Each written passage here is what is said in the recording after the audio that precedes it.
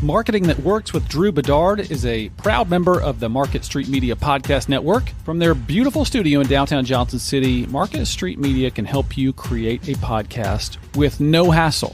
You don't have to fool with equipment. You don't have to fool with software. You don't have to worry about editing your podcast. Best of all, you don't have to worry about making embarrassing mistakes as you're trying to start your podcast. All you have to do is walk in, record your show, and walk out. Market Street Media does the rest. They'll even live stream your show to thousands of people on their Facebook page. Come see how fun and easy podcasting can be at Market Street Media. Find us online at marketstreet.media. That's marketstreet.media. This episode of the Marketing That Works podcast is brought to you by Anchor. If you haven't heard of Anchor, it's the easiest way to make a podcast, period. Let me explain. It's what I make this podcast on. It's free. There's creation tools that allow you to record and edit your podcast right from your phone or computer. Anchor will distribute your podcast for you so it can be heard on Spotify, Apple Podcasts, Google Podcasts, and many, many more. You can make money from your podcast with no minimum listenership. It's everything you need to make a podcast in one place. So download the free Anchor app or go to anchor.fm today to get started.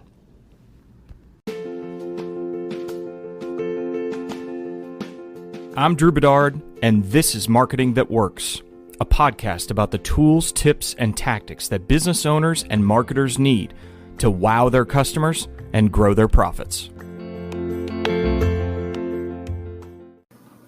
Hey guys, welcome back to the show. Thanks again for listening. And if you'll share this with one person today, that would mean the world to me. I think you're really going to enjoy this exclusive interview today with a guy I've been a fan of for a really long time. His name is Roger Dooley. Roger Dooley is an author and international keynote speaker. His books include Friction, The Untapped Force That Can Be Your Most Powerful Advantage, which is, we're going to talk about that in the interview today. I think you guys would really benefit from picking it up. And he's also the author of Brainfluence, which is the same name as his podcast, 100 Ways to Persuade and Convince Consumers with Neuromarketing. And we talk about neuromarketing on the podcast as well in this interview. So I think you guys are really going to enjoy it. But a little bit more about Roger. He writes the popular blog Neuromarketing, as well as a column at Forbes.com. He is the founder of Dooley Direct, a consultancy, and co-founded College Confidential, the leading college-bound website. He's been a serial entrepreneur since he left a senior strategy position at a Fortune 1000 company to enter the then nascent home computer market. But really, Roger's best known right now for his history and his knowledge of psychology, neuromarketing, and his recent book, Friction, again, which we will dive into in this interview. I think you guys would love and you'll want to pick up because it really talks about that force that's out there right now that's stopping consumers from maybe buying your products, maybe choosing you as their number one choice in a retail market. So again, hope you enjoy the interview. Here's Roger Dooley. Well, Roger Dooley, this is a tremendous honor for me. Welcome to the Marketing That Works podcast. How are you today? I'm doing great, Drew, and thanks for having me on. Yes, sir. And I can't wait for everybody to see your virtual backdrop there with the books and everything. And that's the first thing right off the top. I want to encourage everybody. Roger, I talked about this a little bit in the bio at the top of the show, but he's an international keynote speaker and prolific writer and author of two books that I'm very, very fond of. One is Brainfluence, which is also the name of his podcast, and also Friction, which is a huge topic in the world of marketing and customer experience and customer service today. So one thing I wanted to start with though, Roger, is that your blog and a lot of your background is based around the idea and the principle of neuromarketing. But I would love to explain to the audience, what is that? Sure. And you may not get the same definition from everybody that you ask, but my definition is a broad one. And that is to use any understanding of how our brains work to market better. Now, some people like a more restrictive definition, and it's sometimes called consumer neuroscience, that uses tools like EEG to measure brain waves or biometrics to measure the pulse rate and skin conductance and all those sorts of things. And from that, evaluate specific marketing materials, like evaluate a video advertisement or some print material, and try and gauge the consumers or customers, because it can be B2B as well, non-conscious reaction. Because the whole concept behind neuromarketing is that, first of all, people cannot really explain what they like, why they would do something, or whether they will do that thing in the future. It's, in some cases, they don't want to, if it's a topic that's sensitive for them. In other cases, they just can't explain. I mean, can you really explain in detail why you bought a particular car that you did? I mean, you could probably explain certain aspects of it, but there are probably some other influences that were there that you either don't want to admit, or that you simply just, aren't really consciously aware of. Right. And the whole concept behind neuromarketing is to get below the surface of the customer's brain and figure out what's going on and how to do a better job of marketing to that customer. Yeah. So what I've focused on, because these tools like EEG and biometrics and so on are relatively costly to use, although they are getting cheaper. In fact, there are some tools like eye tracking, for example, that are now getting very inexpensive to use. You can even do web-based or mobile-based eye tracking studies. So the prices are coming down, but by and large, marketers can't really afford the time or the money to use those on answering every question. What I've focused on for probably the last 15 odd years or so is taking the tools of behavioral science, of psychology, and of general neuroscience knowledge, and turning those into actionable strategies for marketers. So they don't have to go out and run their own study necessarily, but to give them a starting point. And having said that they don't have to run studies, I do encourage all marketers to test. And to me, testing is absolutely essential if you want to really market your customers correctly. Even if you don't have tremendous volume, you can run very simple tests over time. When I send out one of my newsletters, I will often split the recipients with 2 different subject lines, not because I'm going to then roll out some bigger marketing based on it, but just to help me understand what my people respond to. And I think that's the sort of thing that any marketer can do. So often we see hippo decisions where the highest paid person in the organization is the one that's choosing the final design. Okay, what's the website going to look like? Design A or design B? It comes down to, well, I think design A is the one. Let's go with that one. Sure. And Very then subjective. Forget about it for 3 years until, the website's looking dated. If you look at Amazon, Drew, when was the last time they redesigned their website? If you think about it, it's like, gee, I don't know that they ever redesign their website. It always looks the same. In fact, it is not the same as it was. There are lots of little changes, but if you could do a screenshot from 10 years ago compared to now, you'll be able to spot all sorts of little differences. But they have never done a big bang type redesign that the way many companies do it. Instead, they are constantly testing and optimizing. They'll test, putting something in a different type, or they will test a different way of describing something. And this has enabled them to really optimize their design. So, this obviously, unfortunately, none of us has the scale that Amazon does, but we can all do those sorts of tests in a small way, and ultimately, do a better job of understanding our customers, and then secondly, market to those customers more effectively. Yeah, absolutely. Your example of Amazon, and I know we're going to talk about that a little bit more when we kind of dive into friction. But you're absolutely right that, it's interesting that you talked about sort of this subjective design of marketers and business owners of, I like that.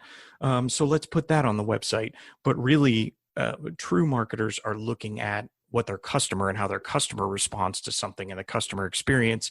And really what you see with Amazon is that it's not about pretty, it's not about fashion, it's about function. And it's truly about Jeff Bezos with that day one attitude of, we're always just trying to make the site better for the customer. So design really isn't, there's design, yes, but then there's pretty design, aesthetic design that they really don't focus on all that much. They focus on conversion.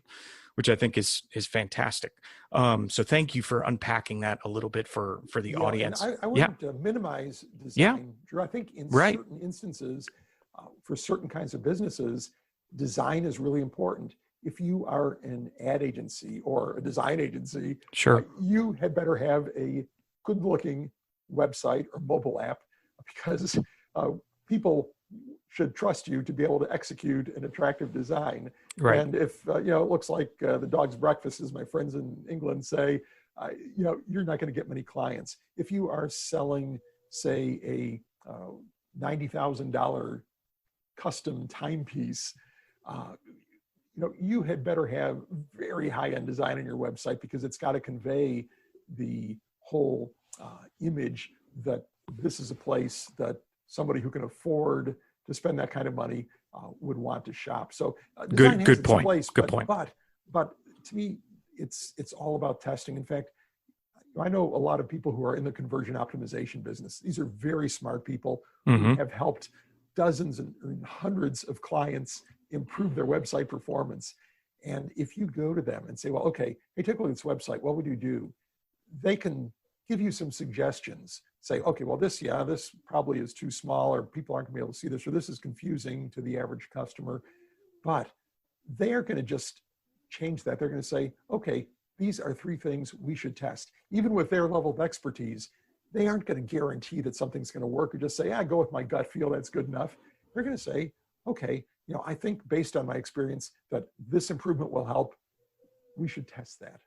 Yes, absolutely. Okay, absolutely. Good points and good counterpoint on the design piece, because it can and does matter in a lot of different instances, and it's very important for different companies. So let's talk about your book, Friction, which I absolutely love, and I spent probably 6 months diving into just looking at all of these different examples of removing friction, especially in the new digital age that we're in. And now we have COVID.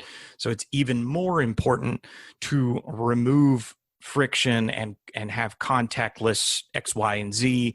But let's talk about the subtitle to your book is called The Untapped Force That Can Be Your Most Powerful Advantage. So would you talk a little bit about some of the principles in the book and why friction is so important for marketers and business owners to dive into? Sure. Well, let me first tell you the definition of friction that I'm using. And that is, the simplest one is, I've got some longer definitions, but the simplest one is friction is any unnecessary effort to perform a task. So if something is unnecessarily effortful, there is friction there. And the reason I say that it's a force that can be your advantage, 90% of the time or more, you want to remove friction, because it is getting in the way of your customer doing whatever it is you want, whether you are trying to generate leads, whether you're trying to generate orders. Any friction is going to slow down the customer. There are certain cases, though, where adding friction can help. And sometimes certain luxury products make it difficult to buy. Part of that is because the person has to sort of go through this experience and expend the effort to do it, and they value the ultimate experience more. And there's other examples. You can steer customer behavior with friction. If you have one path that you prefer they not take, and one that you would prefer they do take, you could add a little bit of friction to the less desirable path.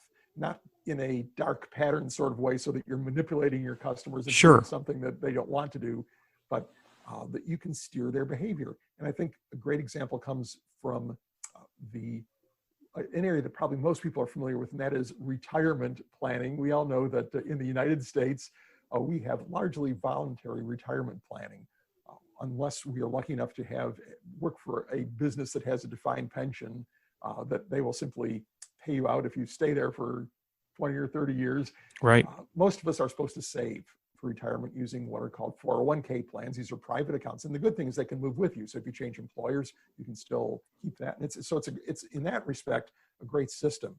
But many people don't participate, and research ended up proving, this is one reason why Richard Thaler won a Nobel Prize, that if you could simply make it easier to sign up, that more people would sign up. And the way they really simplified it was they opted people in. Instead of having people fill out a form to enroll, which is pretty typical. You want to enroll in a program, okay, here's a form to fill out. They said, okay, that is slowing people down. It's adding unnecessary friction. Instead, since we know that everybody should really be saving, let's opt them in, but make it easy for them to opt out. So it's not like you're manipulating them into doing something that they don't want to do. Sure. In other words, like when you are automatically opted into somebody's spammy email list, okay, that's not the kind of opt-in that you want to use necessarily if it's automatic. But in this case, they said, okay, look, no problem. If you don't want to participate, then just, you can just say so and we will opt you out. But by that simple friction elimination process, they dramatically increased the number of people that would save for retirement. And this is really an important societal goal. And it was such a simple thing. So in my book, Friction, I started off looking primarily at the sales and conversion aspect. That's what drew me to it. I was looking at, okay, how do we convert better? And all my research showed that if you can reduce friction, you'll get more customers. And if I looked at success stories like WhatsApp, for example, which was far from the only messaging application at the time or messaging platform, but they made it ridiculously simple to sign up and ridiculously simple and fast to invite your friends. In fact, one user experience expert did a teardown on their onboarding process from start to finish, including verifying your mobile phone number. You could do the entire WhatsApp registration verification process in about 2 minutes and a few seconds. Wow. And then they made it simple with just like one tap to invite your contacts. So this is how they grew to millions and millions of users in no time, because you can imagine, sign up a new user. And of course, they want to have people to talk to, right? So they invite their friends. Within, by minute number 3, these people are getting their invites. Some of them are signing up in 2 minutes and blasting out their friends. Right. And it turned into a viral phenomenon that ended up making the company worth $25 billion. Right. And they were almost pre-revenue. I mean, it's insane, but they just made it so easy. And in fact, friction has been the one area where it's gotten a lot of traction has been in Silicon Valley. For the last 5 or 10 years, people have been quite aware that by simplifying processes, making things easy, you can get people to do those things. Right. And it's not rocket science, but Richard Thaler himself says that if you want to make people do something, if you want to get people to do something, make it easier. Yeah. And I sense that frustrates him because he's called in to talk to national governments about how we can improve these processes and how we can get more people to do what we want them to do.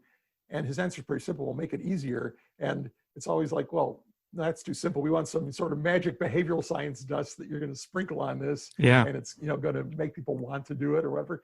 And he said, just make it easier. And obviously, both in corporate America and in our government, we have a lot of processes that have a lot of friction in them, even today. And to me, that's kind of wild that, we can have Nobel Prizes awarded for such a simple understanding, but leaders don't internalize that. Yeah, I'd love your thoughts on why you think that is. I mean, it just seems like such a simple principle to build into a company, to always be analyzing your customer interfaces. And you're talking about governments. So governments, their customers are the citizens. But for most people, they have paying customers.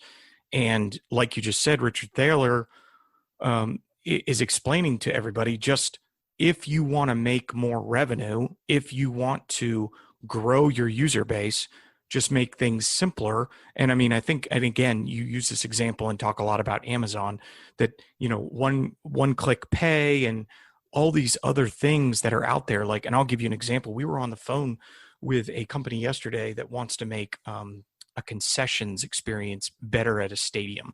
And they said, well, we can make it so that we build it into your app, people click on it, and then they can go to a fast lane type experience.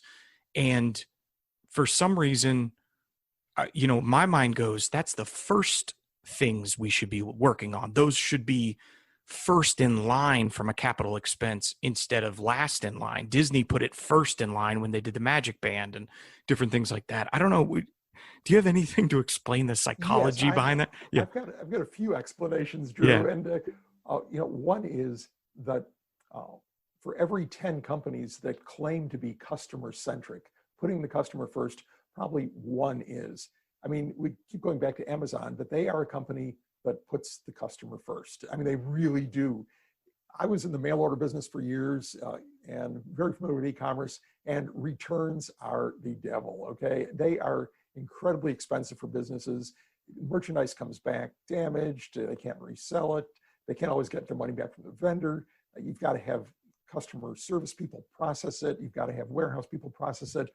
Every time you get a return, it costs you a ton of money.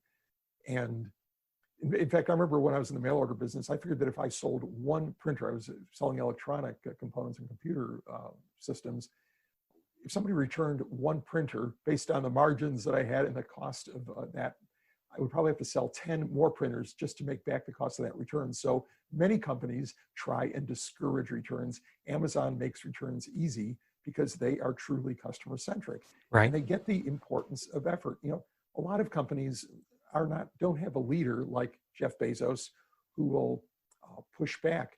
Something that I see pretty often is somebody who has responsibility for customer experience is going to say, look, this process that we have on our website for authenticating users is cumbersome. Every time they come back, they have to log in. That is putting them to additional effort. They shouldn't have to do that under normal circumstances. And in fact, you may have noticed at Amazon, you never get logged out. You've got to reformat your hard drive to get logged out of Amazon. And then your browser will fill the password for you, so you're back in business. Yep. But there are a lot of companies that automatically log you out. And if you ask them why, ask the CEO why, they'll say, well, our security person says that this is best practice and it's essential to prevent us from getting hacked or protect our customers' data. So that's why we do that. Mm-hmm. I think that if you went to Jeff Bezos and gave him that rationale, he would say, okay, prove it. You show me the data that we're actually going to lose money if we do this compared to the sales we're going to lose if we put customers through additional processes. In fact, Amazon does not have zero security. It seems like they're sort of loosey-goosey, but they're actually not. When you go to Amazon, you're always logged in. That one-click button is right there, so you can order with one tiny little click. Yep. And it'll be, it's going to be on your doorstep in 48 hours or less. But if you try and do something a little bit risky, they will then re-authenticate you. If you decide to send gift cards to a friend and sending Amazon gift cards is like sending cash pretty much. It is. Or if you decide to ship a TV to an address that you've never shipped to before, they will then re-authenticate you. They'll ask you to re-log in. They'll ask you for your credit card information, something. But what they do is they enable those 99% of the low-risk transactions to be accomplished with near zero friction with that one-click button. But when they enter this realm of a higher risk transaction, then, okay, we're going to do something extra to make sure that you're really you.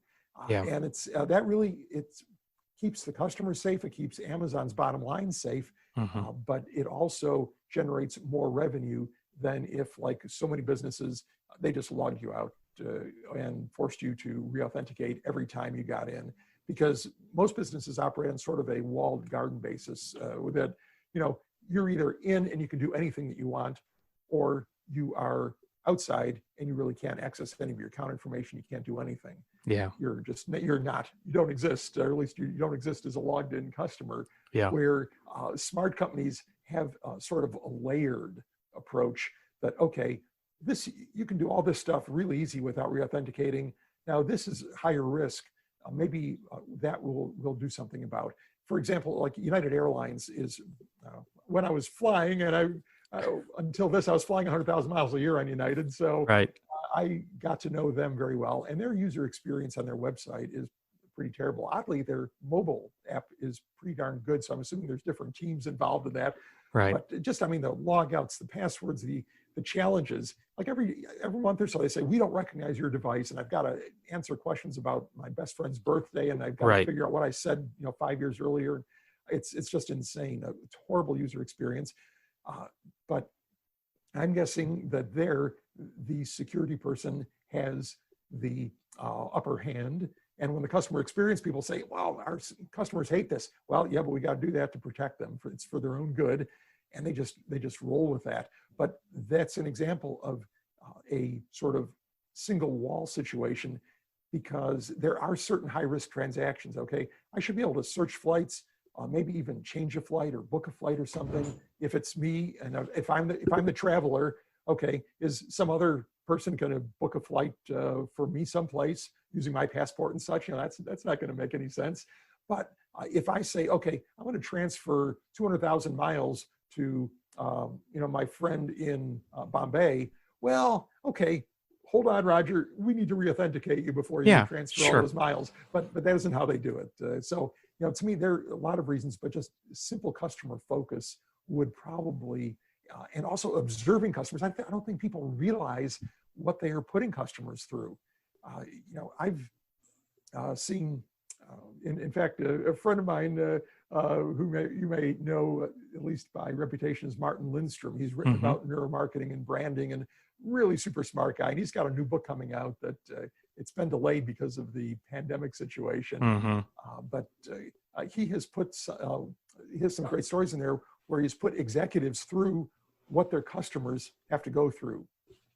And I'm not going to spoil the fun by revealing the details, but when one of the corporate executives suddenly had to do what their customers were routinely forced to do, it was like, holy cow, this is awful. I mean, this is what people have to do.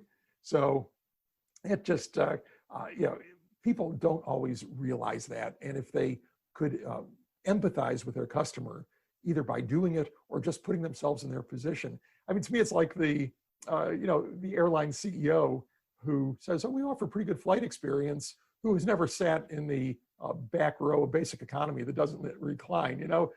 Put that CEO back there for a 4-hour flight and see what he, or maybe someday she, thinks of the service. Yeah, empathy is so critically important for people that run companies. I mean, they have to be understanding and empathetic to what their customers are going through.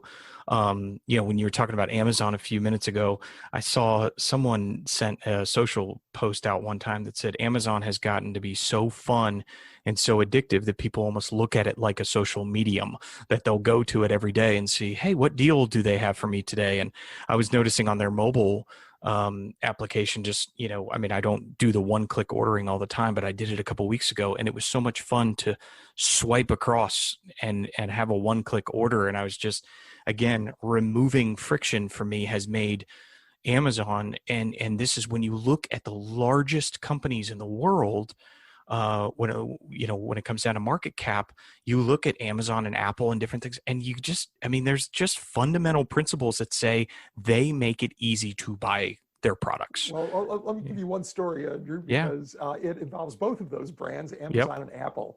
And you alluded to this just now. You talked about one-click ordering. Yep. Well, back in 1998, when a lot of companies were still trying to figure out what e-commerce was, Amazon patented one-click ordering. And a lot of companies didn't think you could do that. I mean, it was just, it's too simple, too obvious. But Barnes & Noble, their chief competitor at the time, because Amazon was mostly books, implemented something similar to one-click on their site, and they got in a big legal fight with Amazon. And after a few $1 million in expense and a couple of years, Amazon prevailed. Their patent was valid. And what did they force Barnes & Noble to do, and other e-commerce competitors? Add one tiny little click. That's all. Millions of dollars to gain one little click advantage, and at the same time, there was another smart person that Steve Jobs was about to launch Apple's new music store. And he saw one-click ordering, said, we need that. They didn't try and fight the patent. They didn't try and create a technical workaround. They went to Amazon and paid them $1 million so that they too could have that one tiny little click advantage. And that's all the effort. And so when you go to your developers and say, hey, we'd like to eliminate a few keystrokes here, they're going to say, oh, that's nothing. And people are used to that. It's a few keystrokes. It was worth millions of dollars for Amazon and Apple to gain one single click advantage. Yeah. And people don't understand how even small amounts of effort can make a difference.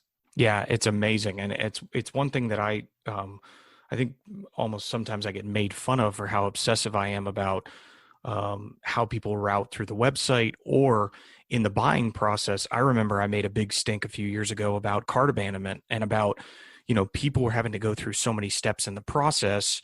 And, we were having some ridiculous abandonment when we got to maybe it was either the fees or putting their address or, starting a new account. And I was like, how do we cut down on things like this? But that's the type of thing. I think this is what your overall message is that these are the type of things that companies should be looking at. Right. Well, I've got some interesting data on cart abandonment because the most recent number I had, and it's only an estimate, of course, is that a couple of years ago, $4.6 trillion was abandoned in e-commerce shopping carts overall. Like nobody really knows what that number is, but somebody calculated that. And to me, it's probably pretty realistic in terms of magnitude. And when one company looked at the reasons for cart abandonment, they surveyed customers to find out, okay, why did you abandon your cart? Most of them were frictional in nature. It was things like a complicated checkout process, the need to set up an account. You just mentioned that, Drew. You don't. Many companies don't force you to set up an account. Things that are confusing. One thing that Amazon does that's really smart, they've got, if you check out manually, you don't use the one-click process. If you go through the cart process, right, you have to go through a couple of screens.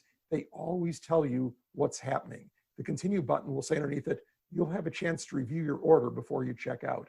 Right. I've been on e-commerce sites where there's a next or a continue, and I don't know if that is going to result in a thank you for your order, Roger. We're ready to go. Right. When I'm not sure what the shipping charge is or whether they applied the coupon that I think they applied and so on.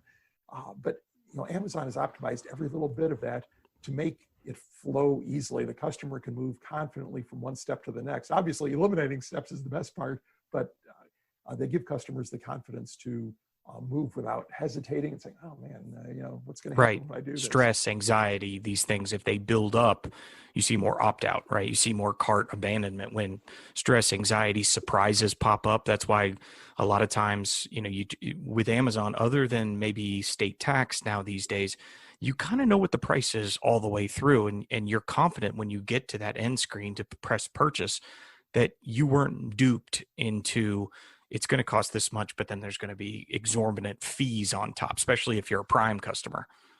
Yeah, and it's it just makes so much difference that they give the customer that level of confidence that and so many companies just don't offer that. And trust is important. And let's talk about loyalty. Because one thing that you mentioned sales tax. I've been a very loyal Amazon customer for probably 10 plus, maybe 15 years. Sure. And for the last 10 easily, just most of my online purchases come from Amazon. Rarely do I shop around unless I'm looking for something really specialized that they don't have. And a few years ago in the state of Texas, my loyalty was tested. They were not charging Texas sales tax. They worked a deal with the state where they would begin charging sales tax. And suddenly my prices went up 8%, which is not a small price increase. 8% immediate price increase. And so I said, okay, I'm going to shop around more. I'm going to check out Overstock or some of these other companies that I might at the time not have to pay tax with, eBay. And in fact, I look back a year later and my behavior had changed just about zero. I trusted Amazon too much. I was too loyal. it was too easy just to keep doing business with them. And so I just swallowed that 8% price increase. And if you can get your customers to swallow an 8% price increase on basically products that are widely available, you're doing something right. Right. They built that trust over time. Right. I mean, that's what's amazing about Amazon is that, once your credit card is in there, and again, that seamless shopping experience, but then, they deliver on their, that box shows up at your door. There's something so, there's that dopamine hit that you get when it shows up at your door, but you build that up enough times and you become, Pavlovian in some level. It's like, I'm not going to go anywhere else when I'm going to go here because I know they're going to serve me the food. You know what I mean? And they're going to do it every time on time. Yeah, it's funny you should mention that. In one of my keynote slide decks, I don't have it in any of my current decks right now, but I had a photo of an Amazon Prime truck with the driver carrying a box toward my doorstep, and follow that with a slide for the chemical formula of dopamine, because it is, it's like, when you see that truck, yes, something good is coming for me, and you anticipate those rewards. It's what dopamine does; it's reward anticipation, and all you do is see that, and you know that there's going to be something good in that box that you wanted. So that's really great. When we talk about loyalty, Gartner, the big market research company, did some really remarkable research on customer service interactions. When people have to interact with a brand, maybe they've got a problem, a question, tech support, a return, any kind of interaction outside the just exact normal order flow where it all happens pretty much without human involvement. What they found was pretty amazing. They put people into categories of high effort interactions and low effort interactions. Those who had a high effort interaction, 96% of them said they would be disloyal to the brand. That's about 10 times as high as those customers who had a low effort interaction. Only 4% of the high effort customers said they would buy again, compared to about 94% of the low effort, low effort customers. Yep. You gotta make sure right. I Yep. No, you got it right there. Yeah. And you know how important word of mouth is these days. You've got social media, you've got review sites and rating sites, and that's the first thing people check. Well, 88% of the high effort customers said they would say bad things about the brand, compared to just 1% of the low effort customers. And the scary thing, Drew, is that effort is in your customer's head. It is not an absolute standard where you can say, okay, we've got enough effort out of this, we're good now. They are comparing your experience to Uber, to Amazon, to whatever they think a low effort experience is. And if yours seems more effortful, then it's a high effort experience. And that's a huge driver of loyalty and of word of mouth. So, that's why, I'm not sure that even Jeff Bezos knew that when he was focused so relentlessly on minimizing customer effort. But whether it was knowledge or intuition, he really got it right. Yeah, absolutely. That entire principle you just talked about of low effort interactions, I brought that to our company last year to talk about a secondary, there's net promoter score, there's other research scores that you can go into. I said, but one of the most important things is if we can, now this takes a lot of moving parts if you want to do it correctly and do it at different points in the interaction with customers, but a customer effort score, CES. Yes. But would you advise companies to get into that as well? Yes, I'm a fan of customer effort score because it's measuring their perception of effort, which is what counts. Right. I would advise measuring effort in a couple of ways. Doing a customer effort score measurement, and I don't think you necessarily have to buy the product. You can ask a similar question and interpret your results in some way. But also measuring the absolute effort. In other words, if you can correlate that with, wow, this person took 5 minutes to check out and they said it was effortful, go back and look at the data. Why did it take them 5 minutes to check out? You might find some answers in your data. And yes. So to me, data is really important, and you can get all kinds of data. You can, for instance, even very small businesses, some of these tools are free or ridiculously cheap. You can do click tracking. Yes. If people are clicking on stuff on your website or your mobile app that is not clickable, that means not that they are stupid, because you go to the they expect something, so then they're frustrated. They think it frustrates them. They think it should right. be clickable, and it's not. And the web designer might likely say to you, well, you can't fix stupid. I mean, obviously that's not clickable. I hate that answer. And they're humans. Just like we are. Yeah. Yeah. If you need outside input, have your mom, or if you're young enough, have your grandmom try out whatever it is you want people to do. If they can't figure it out, then you can be pretty sure that many of your customers can't figure it out either. Yeah. Or And children. you know, all these tools are so simple. I mean, obviously, you could spend, you know, massive amounts of time and money analyzing absolutely everything. But I think by cherry picking a few things and doing them for a period of time, you can hone in on certain problems. You know, figure out, well, gee, we do have a cart abandonment problem, or actually our cart abandonment isn't the problem. It's generating the leads in the first place. It's the problem or something. You know, figure out where your problems are and instrument those. Look at your digital data, get feedback from your customers in some form or other. And, you know, you can do simple tests. You can do eye tracking now. With the tools are not the most accurate, but you can do like online Yes. eye tracking panels for Yep. just, you know, maybe a couple $100, and they can look at your mobile app or your web app, your website, and tell you what people are looking at. Absolutely. I've used And- multiple free tools, and like today on any website that I'm associated with, we use the tool Hotjar because Hotjar does all of those things. It can do process tracking, heat tracking, you know, as far as Scroll tracking, scroll tracking, click tracking, all those different things for free.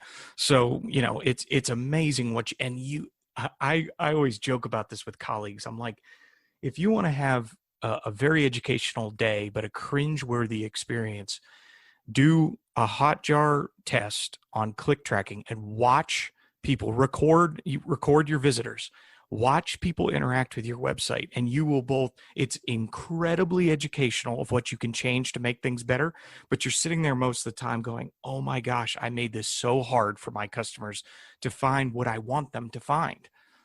Yeah, and that's way cheaper than, say, setting up a usability lab in your office or bringing people in and observing them with video and such.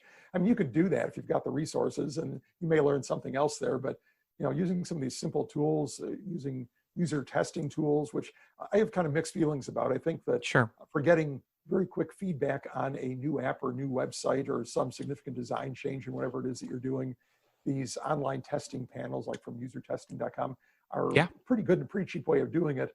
I do think that to some degree they can become almost professional website or app evaluators, because, you know, they're supposed to be providing a running commentary as they go, you know, where they're giving the order, okay, figure out how to find winter gloves on this site and then buy a pair of large red ones or something. You know, they're going through the process and talking through it. If you do that for 100 or 200 websites, you become a professional website analyzer, website professional critic, shopper, right? Yeah.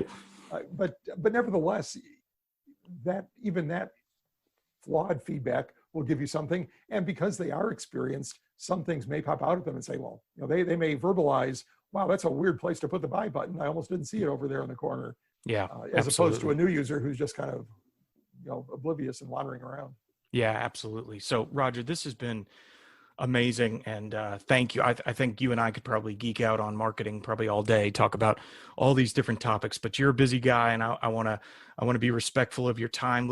I had a couple rapid fire questions, but really I'm going to go right into my final one, because I think one of the questions was going to be about one tactic, but I think you've given us about 20 different things to analyze and tactics that we can do, not even tools, you know, even we've given tools, but, you know, we don't have to talk about social and email marketing. This is really about customer experience. And I think you've given the audience a ton of tools and tactics and tricks and tips to go back to their customer experience and see how can we remove friction. I do want to ask you before you go, what is one book that you probably gift the most, or that you would recommend that that the audience maybe pick up that will be really educational for them? Well, other than your books. Yeah. Right. Yeah. I'll skip over those. Although I would highly recommend those, of course. But no, I'm going to give you two if I can, Drew. Okay. One is from a more personal development standpoint, and that would be Atomic Habits by James Clear.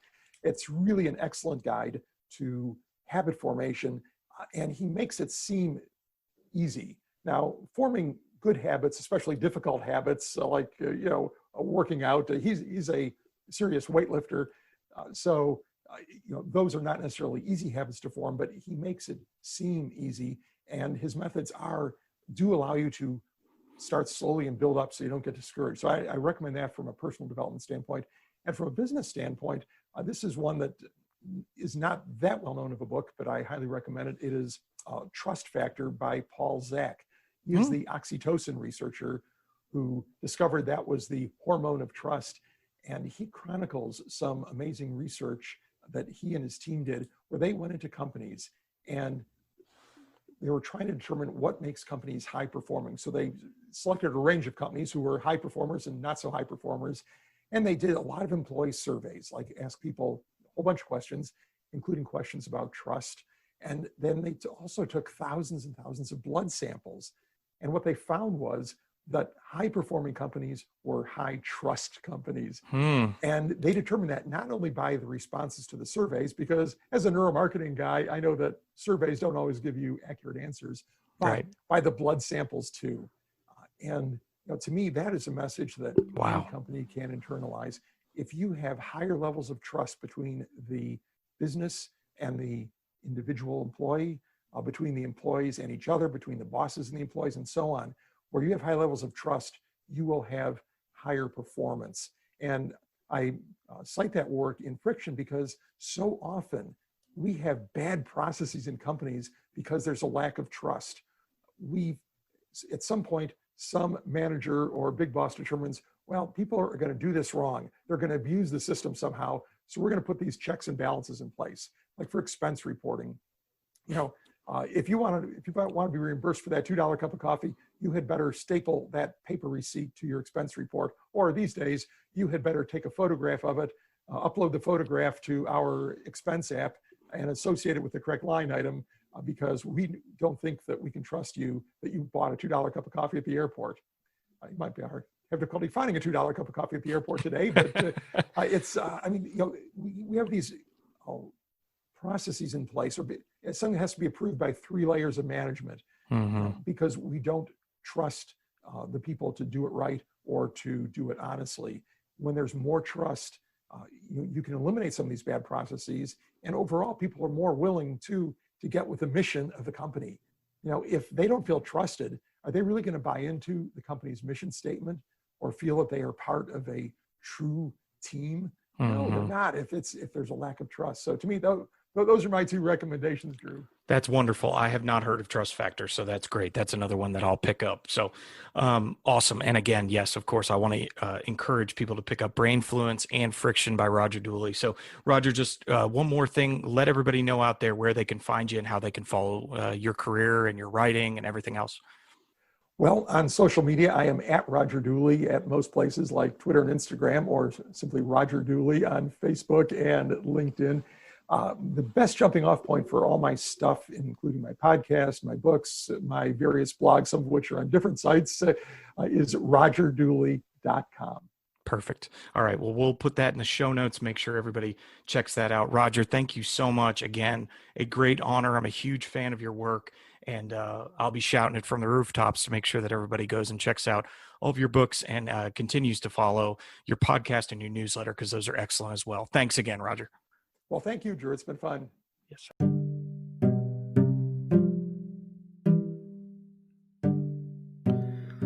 Thank you for listening to the Marketing That Works podcast. To find out more and to get the show notes and everything that's going on, go to marketstreet.media. That's where I house this wonderful podcast on the Market Street Media Podcast Network. So thanks, check it out, and we'll see you on the next episode.